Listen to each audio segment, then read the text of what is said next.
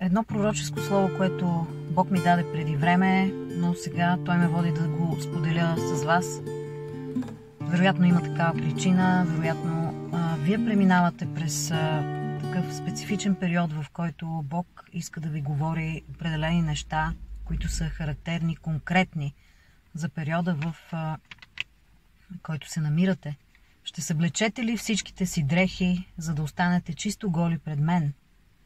Дрехи на религия, доктрини, душевни учения, човешки интерпретации, дрехи на грях, тайни грехове, зависимости, клюкарство, лъжи, блудство, кражби, властолюбие, контрол, омраза, бунт. Знам, че под тези дрехи имате кървящи рани, дълбоки белези и прорези. Искам да ви окуража, че Бог свръхестествено има намеса.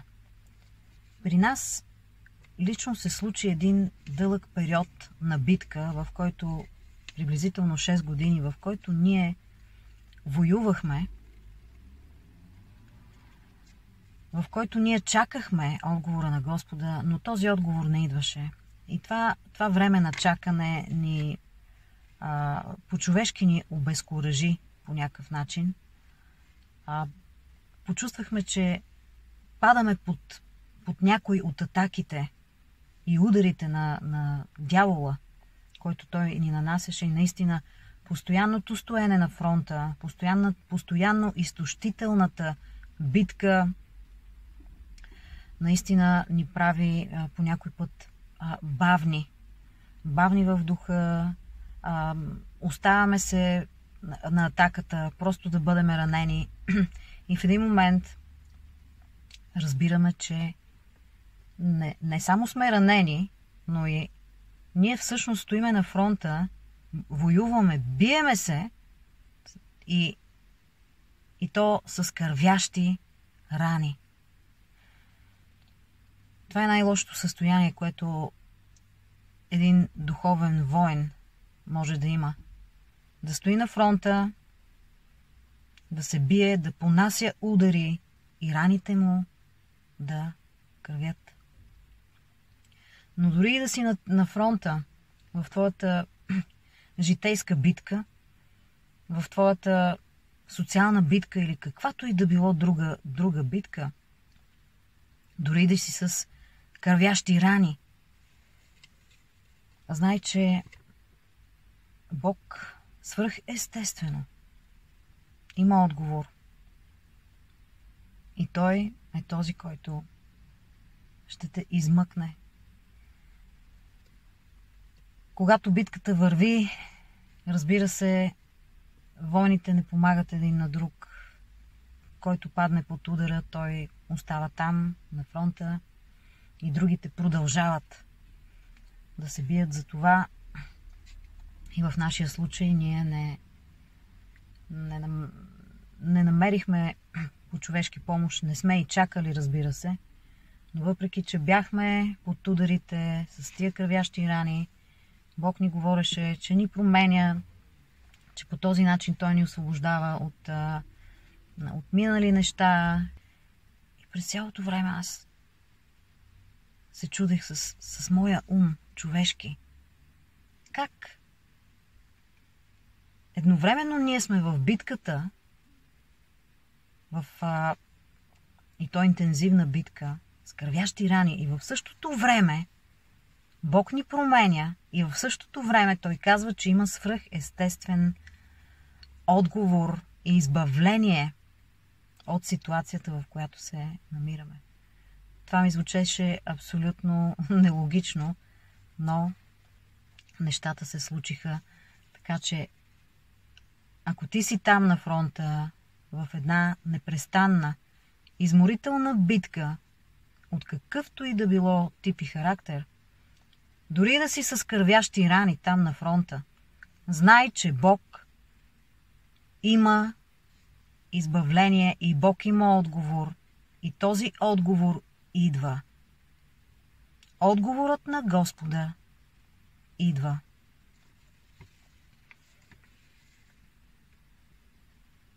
искам да продължа нататък с пророческото слово. Знам, че ви боли, но готови ли сте да се откриете, да бъдете още повече уязвими и да поемете кръста си? Можете ли да се оставите без възможност да контролирате повече тялото и емоциите си и да бъдете напълно изоставени от всички? Но Бог не говори за изцеление. Той не успокоява. Той дори задълбочава нещата и казва: готови ли сте да се откриете, да бъдете още повече уязвими? В това 6 годишно страдание, мога да го нарека, и битка, аз не разбирах това слово, че Бог иска още повече да се открие, още повече ние да се откриеме пред Него, а не да се пазиме. Защото на фронта, когато те стрелят, ти трябва да се пазиш, а не да се откриваш. Но Святия Дух ми каза, че откриването всъщност е откриване пред Него.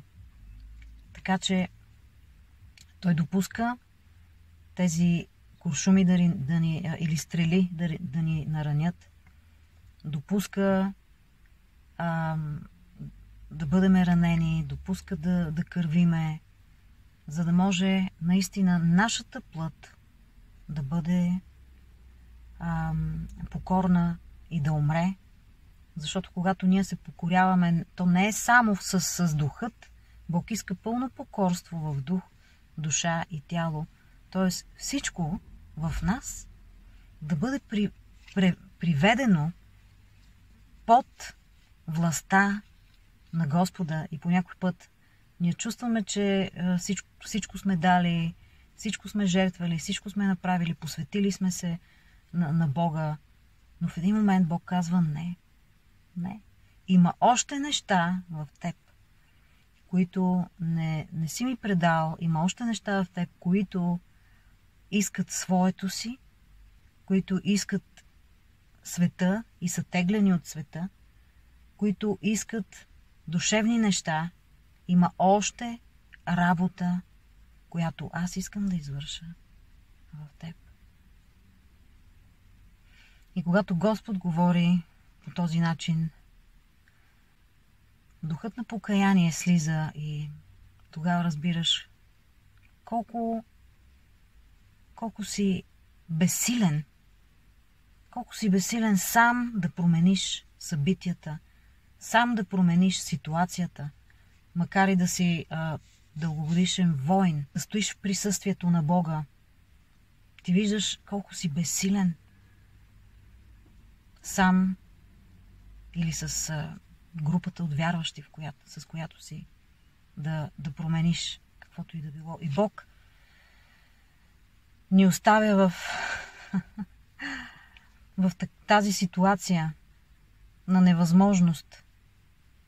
Така че да видим, че не чрез сила и не чрез мощ, но чрез духът на Господа стават нещата. И Той иска нашето пълно доверие в Него, в Неговата личност, пълно доверие в Неговите обещания, пълно доверие в Неговото Слово и пълно недоверие към нашите способности, нашите качества и нашия опит.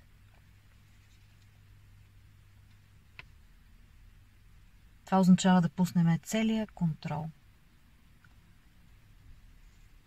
И пророческото слово продължава: после да разпънете себе си на кръста и трънения венец да причинява още повече болка. Трънения венец, който обновява умът. Когато си в състояние на кървене, на фронта, на невъзможност. И Бог иска целия да се предадеш. Той не спира това кървене, той не спира болката, но иска не само да носим кръста си, но да сложим трънения венец. Така че човешкият ни ум да почувства тази болка, когато сложиме трънения венец на Господа,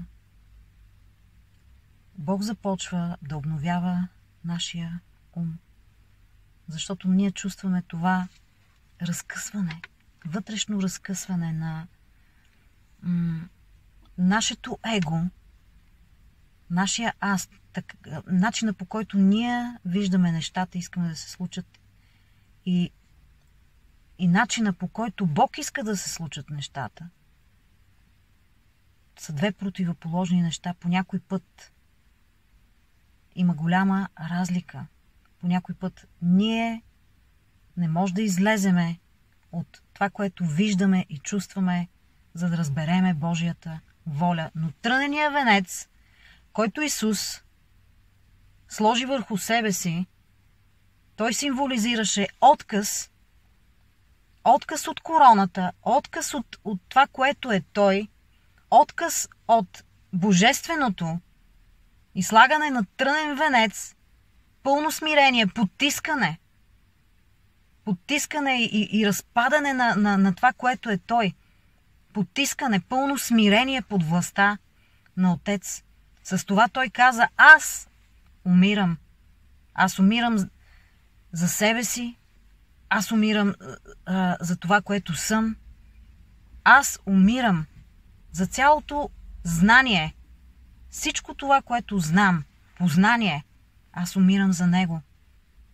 Това и ние го казваме, когато решаваме да сложиме трънения венец. Отказвам се от моето знание, от всичко, от моя ум, от моя плътски ум. Искам Исус. Дори и да боли, аз ще нося този трънен венец, за да мога да бъда наистина променен, обновен, пълна метаноя да се случи в мен. Това е тотално смирение пред Господа. Христос тотално се смири пред Отец. Христос тотално се отказа от себе си. И Бог предизвиква нас да направим същото. Вземи трънения венец. Сложи трънения венец на главата си. Не дай да гледаш на болката, не дай да гледаш на кървенето, защото те са временни. След страданието, след кървенето, след болката на плътта има издигане в духа, има благословение, има друг живот, има истинска трансформация.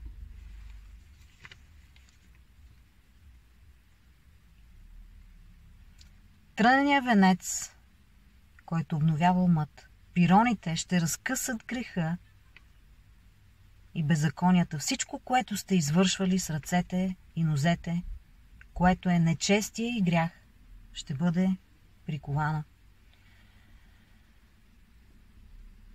Много от вас ще го направят и ще поемат по пътя на разпъването на плътта, на обновяването, скъсването с плътското, но на мястото, на което трябва да останете сами, напълно изоставени, дори от мен, някои ще се откажат. Виждате ли началото? Исус взе своя кръст, той го носеше, след това бе разпънат на него, след това го приковаха, беше прикован, тръненият венец беше на главата му, пироните и не стига, че целият кървеше и беше в рани, но той остана сам. И в този смисъл аз искам да ви кажа пророчески, не се страхувай от самотата. Понякога Бог умишлено ни оставя сами. Да бъдеме сами. И това е разпъването. Това е умирането на аза. Не дей да търсиш помощ от никой. Не дей да търсиш съжаление или подкрепа или каквото и да било, защото това е твоето лично време с Него. Там в тази скришна стаичка, там Святия Дух ще извърши истинската промяна. Остави се напълно в ръцете на Господа. Остави се колкото и да боли, колкото и да кърви. Бог извършва нещо. На плътта не й харесва, но духовният човек ще тържествува. Последното нещо, което Бог иска в този процес на умиране на аза, на егото, за да може Исус напълно да се изобрази в нас. Последното нещо, това е да останеме сами. Исус остана сам. Той бе сам. Абсолютно сам на кръста. Той почувства това отхвърляне. Бе оставен от Бог Отец. Сякаш Святия Дух го нямаше. Сякаш помазанието го нямаше. Неговата сила я нямаше. Нищо от онова, което беше Той, чудеса, знамения, изцеления, нищо от това го нямаше. Той беше абсолютно сам. Когато останеш сам и стигнеш до това място на Голгота и знаеш, че си сам, това е мястото, в което умираш. Не се съпротивлявай. Не съжалявай. Не плачи. Не търси помощ, но се остави напълно да бъде завършен този процес на умиране на аза и на егото. Дори и сега много от моите деца се намират в това място и са се отказали. Не се отказвай. Тръгнали са да разпъват плътта си, но когато са останали сами и мракът е настъпил, земята се е разтресла. Всичко в живота им се е разтресло. Тогава те са се отказали. След като останеш сам в това обновяване, разпъване, умиране на аза и егото, ще настане мрак. Сякаш си отпаднал от вярата, сякаш Бог го няма. Но това не е така. Защото Бог обитава и в мрак. И в този мрак идва светлина, идва избавление. След мрака, както при разпятието на Исус, настъпи мрак и земята се разтресе. Така земята се разклаща. Земята на твоите доктрини, вярвания, учения, основа, всичко това ще се разтресе. Всичко това ще се разклати. Тогава ще останеш напълно сам и празен, изпразнен. Това е момента, в който Святия Дух напълно изважда абсолютно всичко от сърцето, от умът, от душата, така че да не знаеш нищо, сякаш не познаваш Господа. Това е едно много дълбоко състояние на умиране на себето. Дълбоко състояние, в което се отказваш от всичко. Казали са, това не е от Бог. Бог никога не изоставя. Той винаги е с мен. Чувството на изоставяне е толкова силно, което е довело много от вас до огорчение и отстъпване, но това е моя лек за вас. Бог чрез това разпъване и изоставяне, този мрак и това разтърсване, той има изцеление, има лек. И това е неговия начин на промяна. Това е горчивия лек, който ви давам. Този горчив лек е кръста, разпъването, разтърсването на вашия живот, мракът и чувството, че сте изоставени. Ако вие продължите нататък и излезете от вашето огорчение и вашия мрак и приемете моя лек, вие ще видите новото време, ще влезнете в него и ще ми служите. Тук отново искам да спра и да кажа нещо във връзка с служението. Много вярващи служат на Бога, без да са разпънали себе си, без да са разпънали азът си, без егото им да е умъртвено. Те служат на Господа. Но Бог не може да се прослави съвършенно в съд, който не е съвършен и който не е умрял за себе си. Който не е умрял за себе си, не е разпънал аза си и не се е отказал от егото си. Той не може да бъде по критерия на Господа негов служител, негов слуга. Задавам въпрос. Какъв служител искаш да бъдеш? По критерия на Господа или по критерия на човеци? По одобрението на човеци или по одобрението на Господа? По твоите представи или според стандарта и представата на Бог? Има толкова много служители, които служат на Бог без Бог. Служители, които не служат чрез Святия Дух или частично Святия Дух, са дали възможност на Святия Дух да се проявява чрез тях. Но по-голям процент се проявява тяхната плът или тяхната душа, защото не са позволили процесът на носене на кръст, на разпъване, на слагане на трънения венец, приковаването с пироните, кървенето, болката, разтърсването, оставянето сами, мракът, не са оставили този процес да се случи. Или са се отказали, или твърде скъпа цена им се е видяла, която трябва да платят. Твърде висока летва. Твърде невъзможно и си казали, аз ще продължа по начина, по който знам.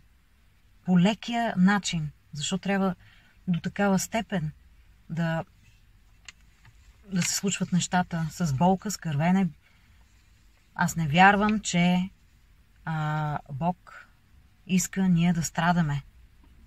Знаете ли, това мнение, аз не вярвам, че Бог иска ние да страдаме, е религиозно. Защото Бог по някой път иска да страдаме и има причина в това страдание.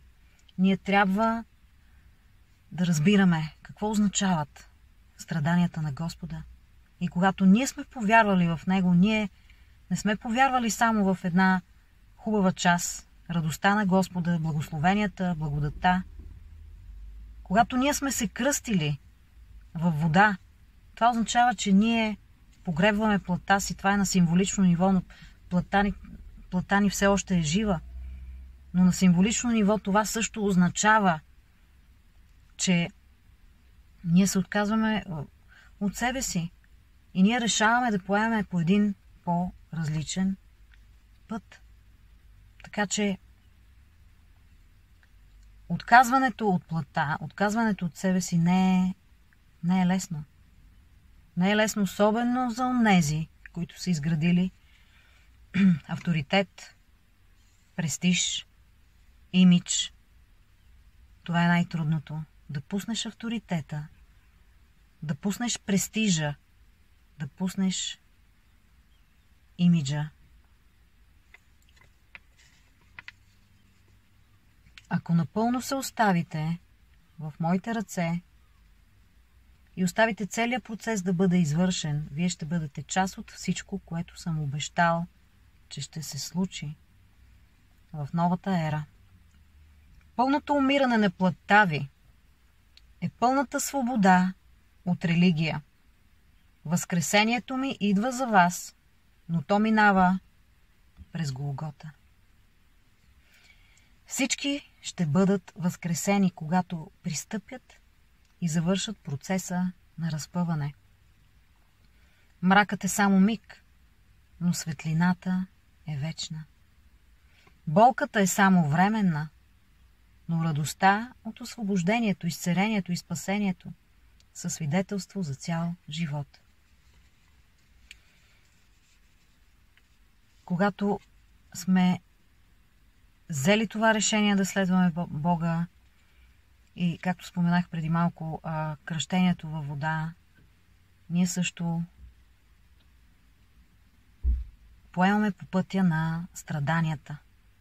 Тоест, ние не приемаме само дара на спасение, но също трябва да сме готови и за страданията. Както Христос пострада, така и ние трябва да сме готови за страданията на Господа.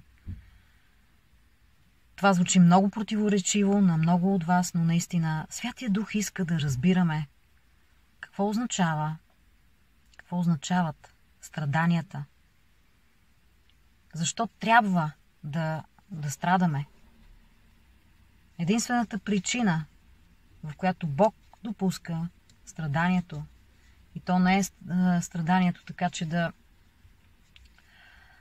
изгубиме спасението си, но страдание, за да се установиме в спасението си, страдание, което да скъсаме с плътта, за да живееме по дух и да ходиме в духа. Страданието в плътта произвежда плодовете на духа. Не се отказвайте. Ако Бог ви предизвика, ако сте на фронта с кървящи рани, оставете целият процес да бъде довършен. Бог да ви доведе до Голгота. Бог да ви доведе до разпъването. Бог да ви даде тръния венец, който да сложите, пироните и всичко онова, с което Христос бе бичуван, бит и разпънат, да се случи, да умре нашата плът и да живееме по дух за Господа. Докато плътта ни иска своето си, докато плътта ни търси нещата от света, удобството, комфорта, престижа, авторитета, позицията, Бог не може да работи и да се изявява напълно в нас. Цената е висока, която се плаща. Цената е висока, но погледнато от духовна гледна точка, тази цена, която плащаме да служиме на Господа, напълно гарантира, че ние ще бъдеме онова, което Той иска да бъдеме. Според Неговата съвършена воля, според Неговото видение и според Неговото сърце. Вярващи и служители по сърцето на Господа. Затова отново се връщам в това свидетелство, което 6 години нашето семейство воюваше и вече толкова се изтощавахме от тази битка. Но въпреки кървящите рани, ние продължавахме и Бог ни говореше точно това. Че процеса на разпъване, разтърсване и мрак е към своя край.